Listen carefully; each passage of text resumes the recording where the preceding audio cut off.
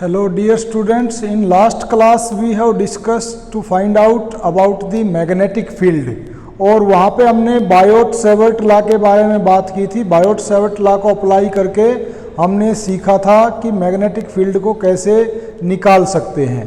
हमारा जो सिलेबस है उस सिलेबस के अकॉर्डिंग सिर्फ एक सर्कुलर रिंग का मैग्नेटिक फील्ड निकालना है, या तो सेंटर पे या एक्सियल लाइन पे किसी भी पॉइंट पे by applying the Biot-Savart law.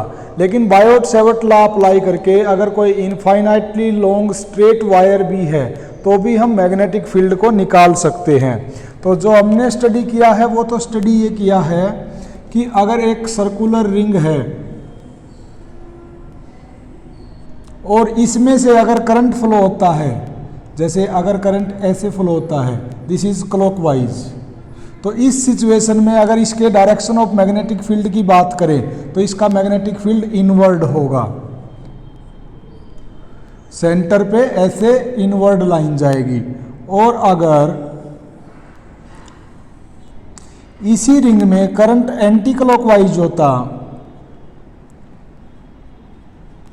तो उस सिचुएशन में फिर ये जो है ये ऐसे बनता, इसकी डायरेक्शन ऐसे बनती, तो उस टाइम हमारा थंब आउटवर्ड है। थंब आउटवर्ड का मतलब क्या है कि मैग्नेटिक फील्ड की डायरेक्शन जो है normal outward from the centre होती।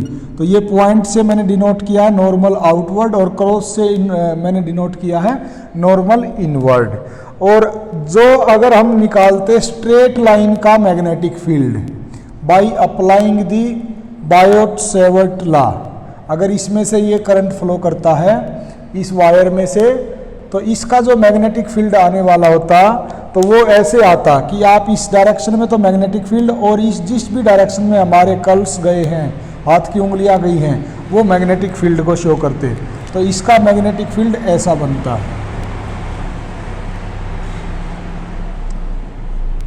और अगर इसी में करंट ऐसे डाउनवर्ड डायरेक्शन में होता तो उस सिचुएशन में फिर मैग्नेटिक फील्ड जो है इससे अपोजिट क्लॉकवाइज बन जाता।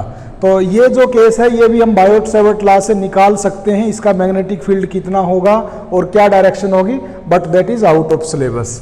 तो अभी हम क्या है, इन दोनों से कंक्लूजन क्या निकला, हमारा कंक्लूजन ये निकला कि अगर सर्कुलर रिंग में से करंट फ्लो करता है तो मैग्नेटिक फील्ड उसके सेंटर पे बनता है। अगर वो क्लॉकवाइज है तो उसके सेंटर पे नॉर्मल इनवर्ड बनेगा। और अगर करंट इसके अंदर एंटी क्लॉकवाइज है तो मैग्नेटिक फील्ड उसके सेंटर पे नॉर्मल आउटवर्ड बनेगा।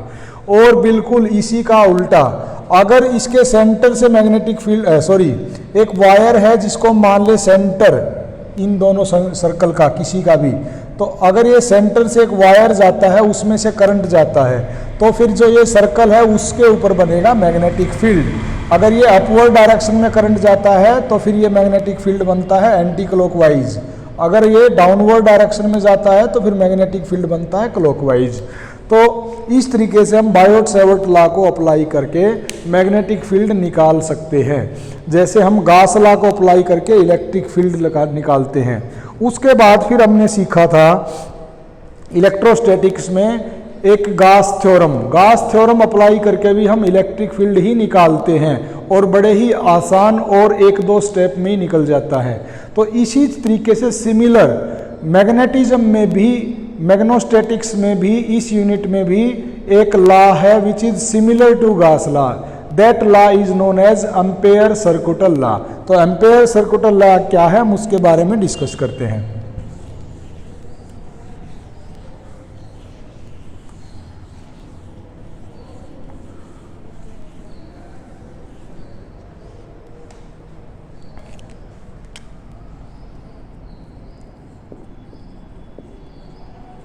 एम्पेयर सर्किटल बोलते हो या सर्कुटल बोलते हो वो आपकी मर्जी है। सर्किटल लॉ, ये लॉ क्या कहता है कि अगर कहीं पे किसी सर्किट में करंट फ्लो होता है और वो करंट फ्लो होने से, मान लिया एक सिंपल मैं ऐसे ही बनाता हूँ, वो किसी भी शेप का हो सकता है। अगर ये करंट फ्लो होने से जो मैग्नेटिक फील्ड बनेगा वो मैग्नेटिक फील्ड मान लिया ये ऐसा बन गया इसके चारों तरफ, तो इस मैग्नेटिक फील्ड का डॉट प्रोडक्ट या line integral of the magnetic field is equal to the mu naught times the total current threading inside this space. तो इसमें क्या है कि ये जो मैग्नेटिक फील्ड है हमें पता है बाय बायोट-सैवर्ट लॉ, इसकी डायरेक्शन ऐसे बनेगी। तो ये मैग्नेटिक फील्ड अगर मैं यहाँ पे इसकी डायरेक्शन को शो करूँ किसी भी पॉइंट पे तो इसकी ये बनेगी, और इसी पॉइंट पे अगर हम एक स्मॉल एलिमेंट ले लें, स्मॉल लेंथ का एलिमेंट, मान ले DL ले लिया इस सर्कल के ऊपर ही, तो ये DL है, तो इसकी भी डायरेक्शन क्या होगी, इसी डायरेक्शन में होगी। तो according to ampere circuit law, line integral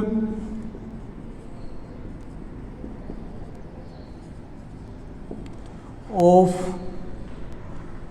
magnetic field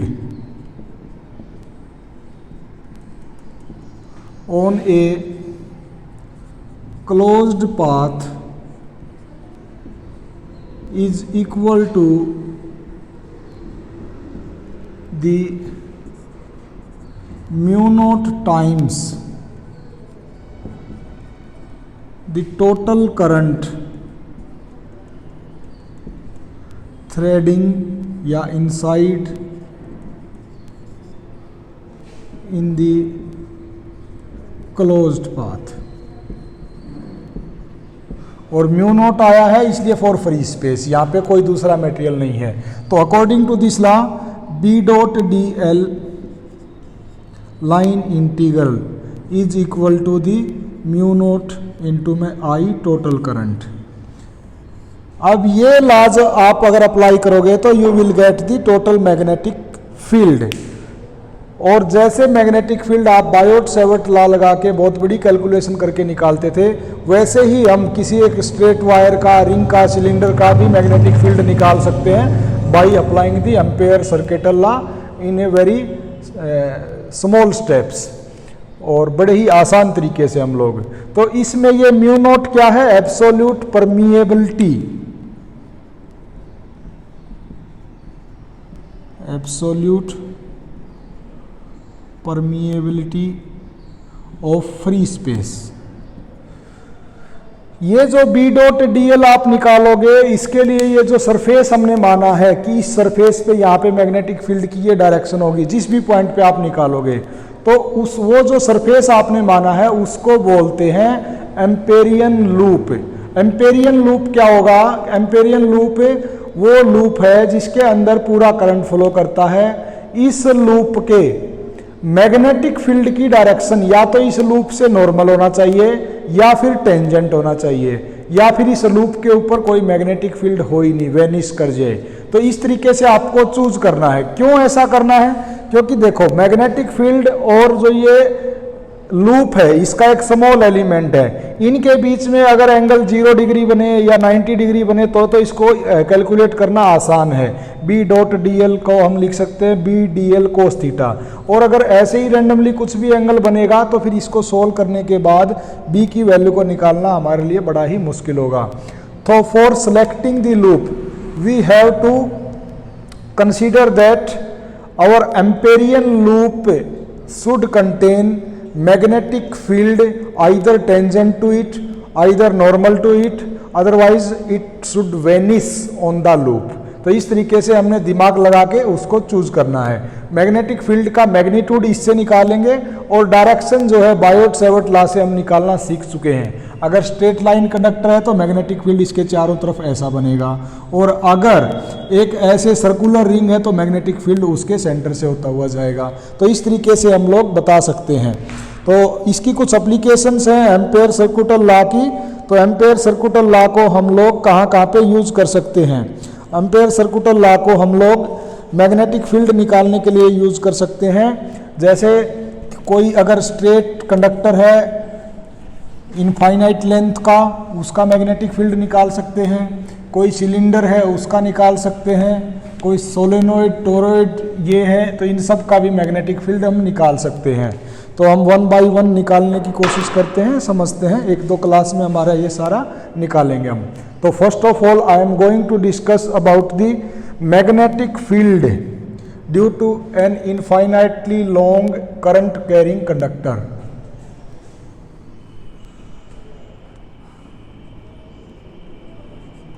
magnetic field due to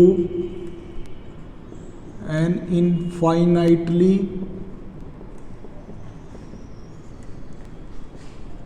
long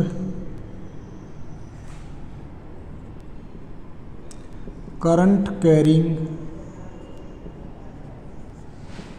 conductor.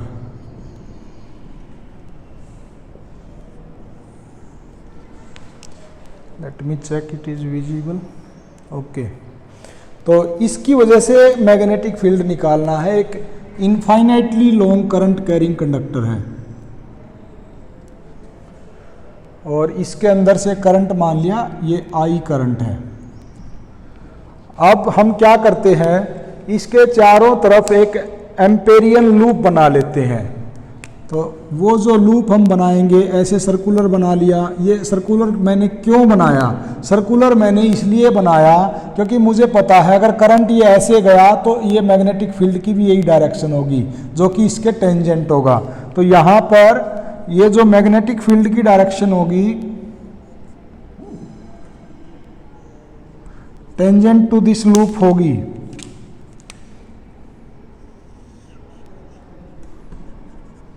और जो एक ये स्मॉल एलिमेंट लेंगे हम लोग, ये स्मॉल एलिमेंट dl, इसकी भी यही डायरेक्शन होगी। तो अप्लाई एम्पेयर सर्कुटल लॉ।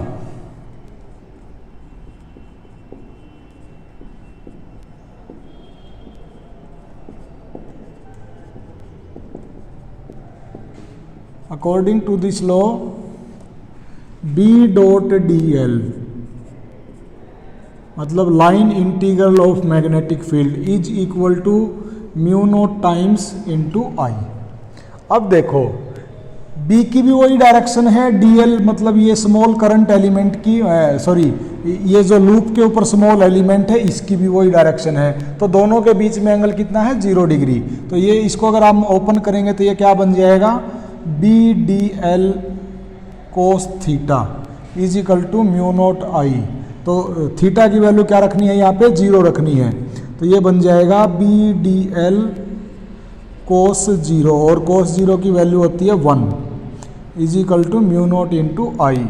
अब B तो कांस्टेंट मैग्नेटिक फील्ड है, इसकी वैल्यू यहाँ पे बाहर निकाल लेते हैं। Out of integration dl is equal to mu not into I. तो जब dl का इंटीग्रेशन करेंगे मतलब ये जो स्मॉल स्मॉल एलिमेंट माने हैं, अगर ये सारे एलिमेंट्स को हम जोड़ देंगे तो क्या बन जाएगा? Total circumference of this circle. अब ये सर्कल जो मैं मान लेता हूँ ये सेंटर से r दूरी पे बना हुआ है, तो ये इसका पूरे का सरकमफ्रेंस क्या बन जाएगा? 2 pi r is equal to mu not into I. तो यहाँ से B की वैल्यू क्या आ जाएगी? Mu not I divided by 2 pi r।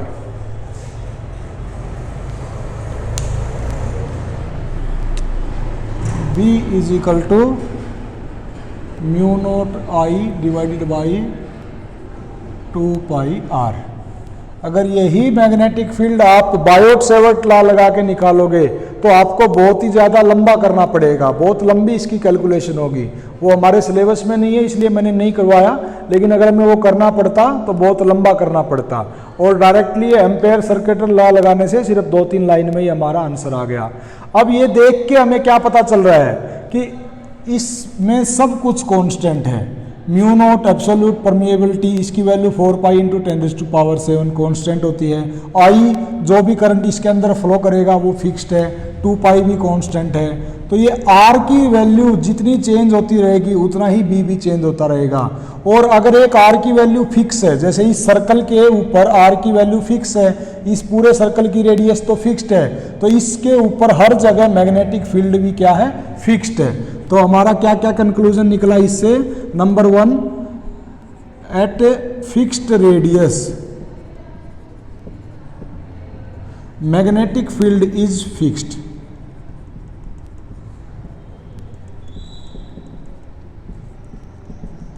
तो एक कंडक्टर से जो ये कोई भी रेडियल डिस्टेंस पे हम चारों तरफ घूमते रहें एक फिक्स्ड रेडियल डिस्टेंस पे, तो मैग्नेटिक फील्ड हमें कांस्टेंट मिलेगा। ऐसा नहीं है कि इस सर्कल से ये कंडक्टर है, इसके अंदर करंट फ्लो करता है, इससे यहाँ 5 सेंटीमीटर दूर राइट में मैग्नेटिक फील्ड कुछ और है, लेफ्ट में 5 सेंटीमीटर कुछ और है, नहीं, इससे 5 सेंटीमीटर की दूरी पे कहीं पे भी आप घूमते रहो, you will get the constant amount of magnetic field. दूसरा कंक्लूजन इसमें क्या निकला कि जितना हम इससे दूर जाते जाएंगे, अगर हम रेडियस को बढ़ाते जाएंगे, मतलब कंडक्टर से जितना दूर जाते जाएंगे उतना ही मैग्नेटिक फील्ड क्या होगा, घटता जाएगा। तो मैग्नेटिक फील्ड इसके पास में जब रेडियस ये रेडियल पॉइंट नज़दीक होगा, कम होगा, तो मैग्नेटिक फील्ड ज़्यादा होगा, और जितना हम दूर जाते जाएंगे उतना ही मैग्नेटिक फील्ड जो है घटता जाएगा। तीसरी बात क्या है कि ये जो मैग्नेटिक फील्ड है, ये मान लिया एक सर्कल बना दिया मैंने, एक मैग्नेटिक फील्ड है इसके ऊपर, मतलब से fixed amount of magnetic field है, तो ये ना तो कहीं पे शुरू हुआ ना कहीं पे खत्म हुआ। This is making a closed continuous loop. जैसे इलेक्ट्रिक फील्ड अगर यूनिफॉर्म स्ट्रेट लाइन का हमने निकालना सीखा था तो यहाँ से शुरू हुआ था, इनफाइनाइट पे जाके ख़त्म हुआ था, लेकिन इसमें ऐसा नहीं है। इसमें कहीं से भी ऐसा नहीं बोल सकते कि ये जो क्लोज लूप मैग्नेटिक फील्ड का बना है कहीं से शुरू हुआ या कहीं पे ख़त्म हुआ। This is making a closed continuous loop. ये एंडलेस लूप है, ना तो कहीं से शुरू होता है ना कहीं पे एंड होता है, ये कंटिन्यूअस है। तो this is making closed, magnetic field का जो कर्व होता है वो है magnetic field loop is closed continuous loop. तो it always make closed and continuous loop.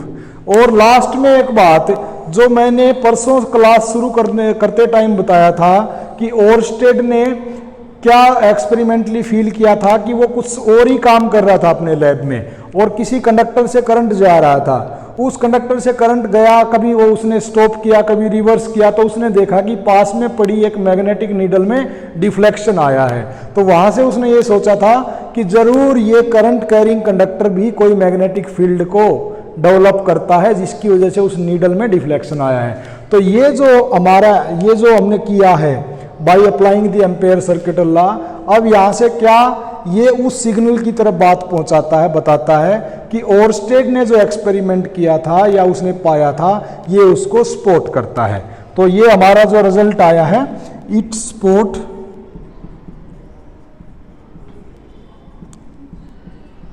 Oersted experiment, ये उसको भी सपोर्ट करता है।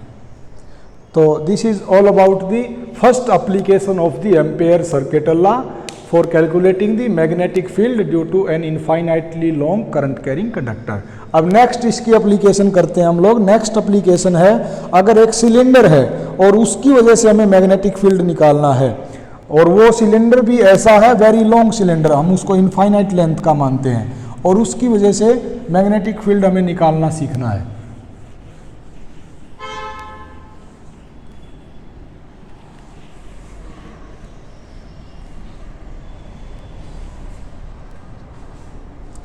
Magnetic field due to an infinitely long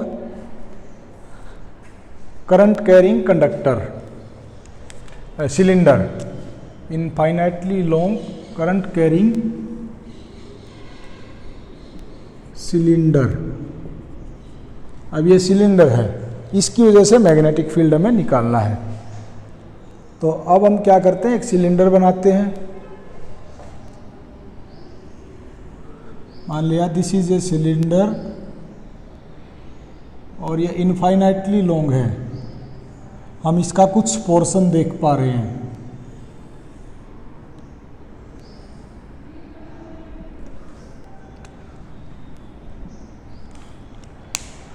let this is axial line,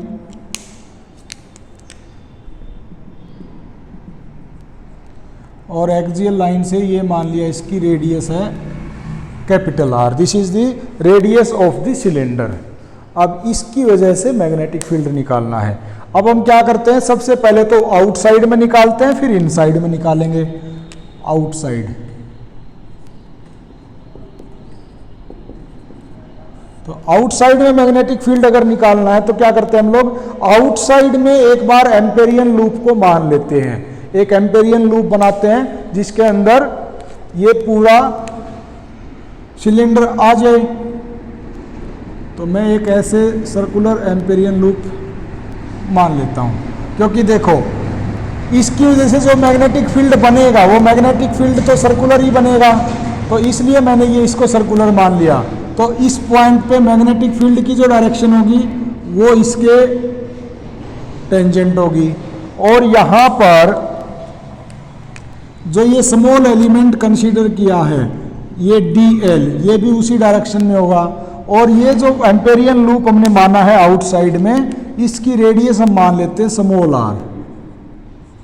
cylinder की रेडियस कैपिटल R मानी है, लेकिन आउटसाइड में ये जो लूप माना है इसकी रेडियस मैंने स्मॉल r मान ली। तो अप्लाई एम्पेयर सर्कुटल लॉ। जब एम्पेयर सर्कुटल लॉ लगाओगे इसके ऊपर तो B dot dl line integral of magnetic field is equal to mu naught times the total current flowing in it. तो मैं मानता हूं इस पूरे के अंदर टोटल करंट जो है I फ्लो करता है, तो म्यू नॉट I। जब इसको ओपन करेंगे तो B और dl दोनों में एंगल तो 0 डिग्री है, तो ये बन जाएगा B dl cos 0 is equal to mu naught I। तो ये कोस 0 तो 1 बन गया, तो ये बन गया B dl, तो B को बाहर निकाल लेते हैं, dl अंदर is equal to mu not into I। तो dl का मतलब क्या है, इस एम्पेरियन लूप जो हमने माना है इसका पूरे का इंटीग्रेशन। तो ये dl जब सारे एलिमेंट्स को जोड़ते जाएंगे तो ये एम्पेरियन लूप जो माना है इसकी पूरे की सरकमफ्रेंस आ जाएगी, जिसकी रेडियस स्मॉल r है। तो ये बन जाएगा b into 2 pi r is equal to mu naught I। यहाँ से b की वैल्यू आ गई mu naught I divided by 2 pi into r। इतना मैग्नेटिक फील्ड आया आउटसाइड में। तो आउटसाइड में हमने क्या देखा, B is inversely proportional to R। जितना हम इसके सरफेस से दूर जाते जाएंगे उतना ही मैग्नेटिक फील्ड घटता जाएगा, और eight the surface magnetic field की वैल्यू क्या होगी, एट सरफेस रेडियस की वैल्यू कितनी है, कैपिटल R। इसलिए मैग्नेटिक फील्ड की वैल्यू क्या बन जाएगी, mu naught I divided by 2 pi into R। This is maximum value. Outside में सरफेस पे जो वैल्यू है वो मैक्सिमम है, और उसके बाद फिर वो घटना शुरू हो जाएगी, that is inversely proportional to R। अब हम इनसाइड में मैग्नेटिक फील्ड निकालते हैं।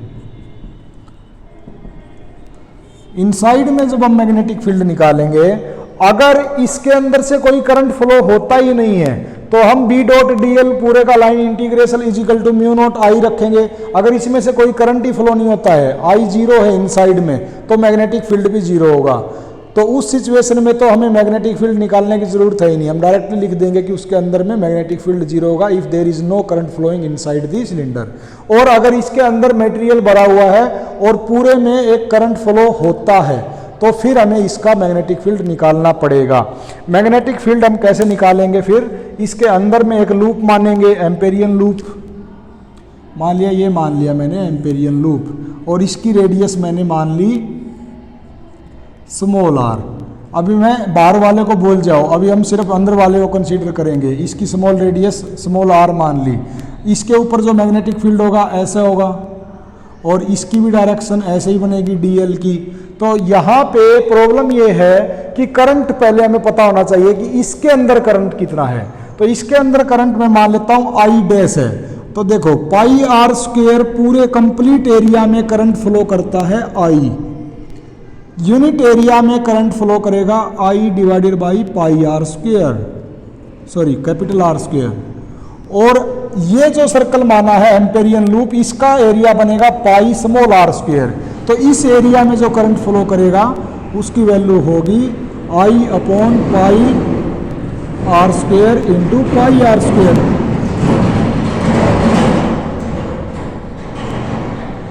तो ये I पाई से पाई गया, ये वैल्यू आ गई I into r square divided by r square. इतना करंट फ्लो करेगा इस स्मॉल एम्पेरियन लूप में जो इनसाइड में है। तो अब हम लगा सकते हैं एम्पेयर सर्कुलर लॉ, और फिर वो एम्पेयर सर्कुलर लॉ इनसाइड में लगाएंगे तो उसकी वैल्यू निकालते हैं हम लोग। तो B डॉट DL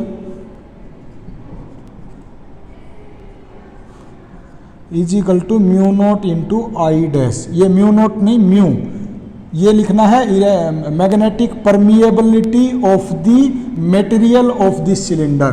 तो म्यू अपॉन म्यू नॉट को क्या लिखते हैं, रिलेटिव मैग्नेटिक परमिएबिलिटी। तो म्यू की जगह क्या लिख देंगे, mu not into mu r. तो इस म्यू की जगह हम लिख देंगे mu not into mu r. अब B डॉट DL को जब खोलेंगे तो B DL cos 0 आएगा, cos 0 की वैल्यू 1 होती है, फिर B को बाहर निकाल लेंगे तो DL का इंटीग्रेशन 2 पाई आर आएगा। तो मैं डायरेक्टली लिखता हूँ B into 2 pi r is equal to mu की जगह mu not into mu r, और आई डैश की जगह लिखता हूँ I into r square divided by r square. अब मैं इधर के पोर्शन को हटा देता हूँ जो आउटसाइड का हमने पहले किया था, ताकि मेरे को स्पेस मिल जाए।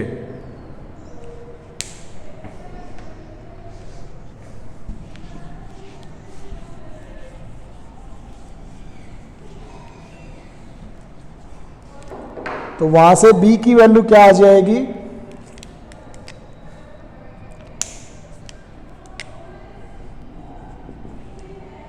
Mu naught mu r I into r square divided by capital r square, और ये वाला 2 पाई आर नीचे चला गया, 2 पाई इंटू आर। तो ये आर से ये आर गया, तो ये बचेगा mu is equal B is equal to mu naught mu r I into small r divided by 2 pi r square. तो 2 पाई आर स्क्वेयर तो होल एरिया है इसका, लिखो या ऐसे ही छोड़ सकते हो।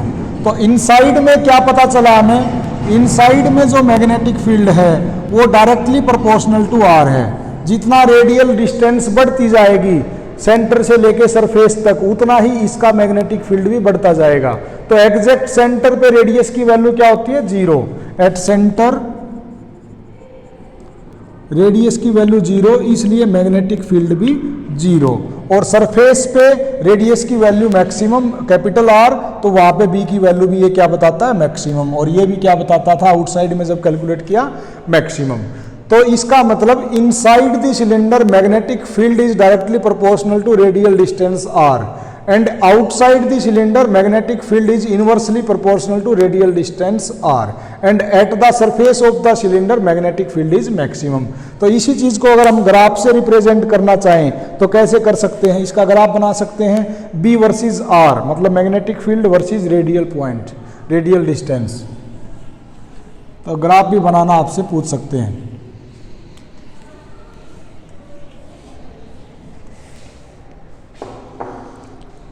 तो यहाँ से अगर ग्राफ बनाएं हम, if this is B representing B magnetic field, yes man,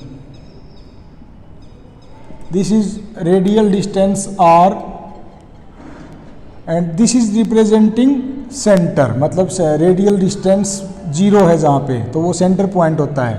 तो मैग्नेटिक फील्ड इनिशियली बढ़ता जाएगा, क्यों, क्योंकि B is directly proportional to R, और जब ये सेंटर से लेके सरफेस तक जाएगा, रेडियस R बन जाएगी, उस टाइम पे जो मैग्नेटिक फील्ड होगा वो मैक्सिमम होगा। मान लिया B नोट इसका नाम दे दिया, और उसके बाद फिर ये घटता जाएगा, एंड आफ्टर दैट आउटसाइड में B is inversely proportional to R। तो इस तरीके से आप रिप्रेजेंट कर सकते हो magnetic field versus radial distance R। तो this is all about the magnetic field due to an infinitely long wire and a cylinder. तो अभी एम्पेयर सर्कुलर लॉ को लगा के हम लोग 2 एप्लीकेशन और स्टडी करेंगे नेक्स्ट क्लास में। आज के लिए यहीं पे स्टॉप करते हैं। Thank you very much.